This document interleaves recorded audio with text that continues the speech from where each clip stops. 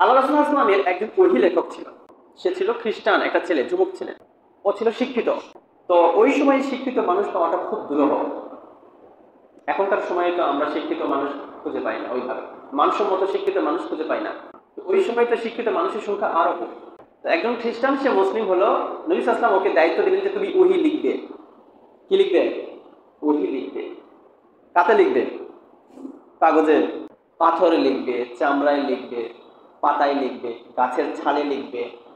কি দিয়ে লিখবে? কলম দিয়ে। কলম তো 5, 10, 20 বছর আগে, 50 বছর আগে কলম আসে। আগে আমার আব্বারাই পরীক্ষা দিয়েছে ওই যে বাঁশের কলমে, বাঁশের কুঞ্চির কলম, দোয়াত কলম নিয়ে যেতে হতো, ওখানে চুবাতো, চুবাই এভাবে লিখতো। কি রে ভাই, তুমি কয় পাতা লিখবে? সারাদিনে তো তোমার এক পাতা লিখতে পারবে না, মুশকিল। ওই সময়ের অবস্থাটা এত সহজ ছিল না।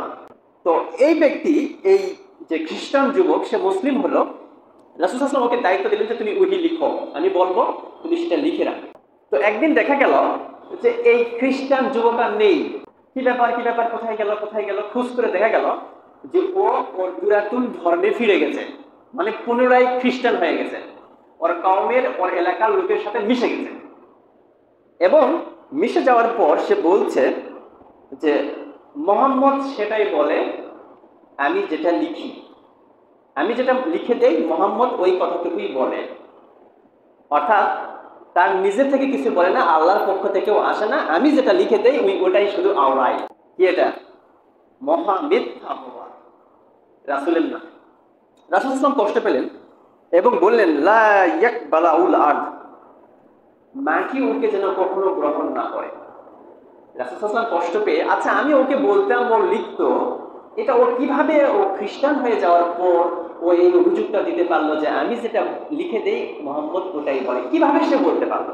রাসূল সাল্লাল্লাহু আলাইহি ওয়াসাল্লাম কষ্ট পেয়ে তাকে লানত দিলেন যে মাটি তোকে কখনো, লা ইয়াকবালাউল আরদ, মাটি তোকে কখনো গ্রহণ করবে না।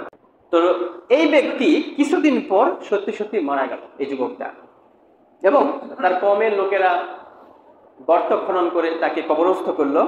পরের দিন দেখা গেল সে কবরের উপর উঠে পড়ে আছে। মাটির নিচে ছিল, কবরের উপরে উঠে, মাটি ভেদ করে উপরে উঠে কবরের উপরেই সে শুয়ে আছে, পড়ে আছে। পরের দিন তার কওমের লোকেরা আবার কবরস্থ করলো। একদিন পর দেখে একই অবস্থা, মাটির উপরে উঠে কবরের উপরে শুয়ে আছে, পড়ে আছে। তখন ওর কওমের লোকেরা বলতে লাগলো যে এটা হচ্ছে মুহাম্মদের কাজ এবং তার অনুসারীদের, সাহাবীদের কাজ। এই কাফির মুশরিকরা বলতো হচ্ছে মুহাম্মদ জাদুকর, এই জাদু করে মাটির নিচ থেকে উপরে উঠে ফেলে দিছে, জাদু করেছে। তো সেই দিন কি করলো, অনেক গভীর করে পাথর চাপা দিয়ে একদম যাতে আর উঠতে না পারে, তুলতে না পারে, এভাবে শক্ত করে তুলতে দিল। পরের দিন দেখে আবার উপরে উঠে শুয়ে আছে, পড়ে আছে। তখন তারা বলা বলি করলো যে আসলে এটা মুহাম্মদ তার অনুসারীদের কাজ নয়, এটা হচ্ছে আল্লাহর কাজ। তখন এই হাদিসের বর্ণনাকারী আনাস রাদিয়াল্লাহু আনহু, তিনি আবু তালহাকে বলছেন, আচ্ছা আমি এরকম একটা ঘটনা শুনলাম। তো তালহা রাদিয়াল্লাহু আনহু বলছেন, আমি ওই মদিনার ওই খ্রিস্টান পরিবারটার এলাকায় গেলাম, ওই গ্রামে গেলাম, যে দেখলাম, লোকদেরকে জিজ্ঞেস করলাম কি ব্যাপার, এই লাশটা উপরে পড়ে আছে কেন?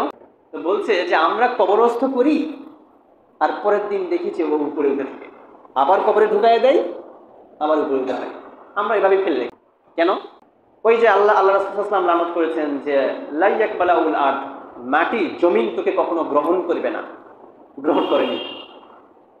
আল্লাহ তাআলা সূরা জিলজালাহ একবারে শুরুতেই বলছেন ইজা জুলজিলাতিল আরদু জিলজালাহা, ইজা জুলজিলাতিল আরদু জিলজালাহা, পৃথিবী যখন কম্পনে প্রকম্পিত হবে, পৃথিবী কাঁপবে। পৃথিবী দুনিয়াতে কাঁপে? কাঁপে?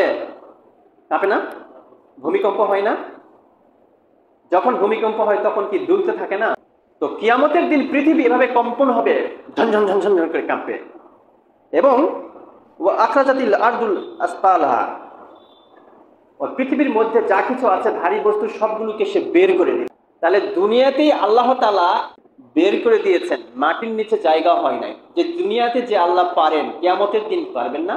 সবগুলো মাথা চাড়া দিয়ে উঠে একদম হাজির হবে কিয়ামতের ময়দানে। দাও হিসাব দাও, কিভাবে তুমি সারাটা জীবন পার করেছ, কিভাবে তোমার যৌবন পার করেছ, কিভাবে তুমি সম্পদ অর্জন করেছ, কোন পথে খরচ করেছ, বলো, তখন এক ধাপ দিতে পারবে না। আল্লাহ রাসূল সাল্লাল্লাহু আলাইহি ওয়াসাল্লাম বলছেন, এই প্রশ্নগুলোর উত্তর না দেওয়া পর্যন্ত একটা মানুষ একটা ধাপ দিতে পারবে না। মনে করেন না যে যা হবার হচ্ছে, পার করে দেয়, ধোঁয়াশার মতো হবে না হবে না, আছে না নাই, কি হবে।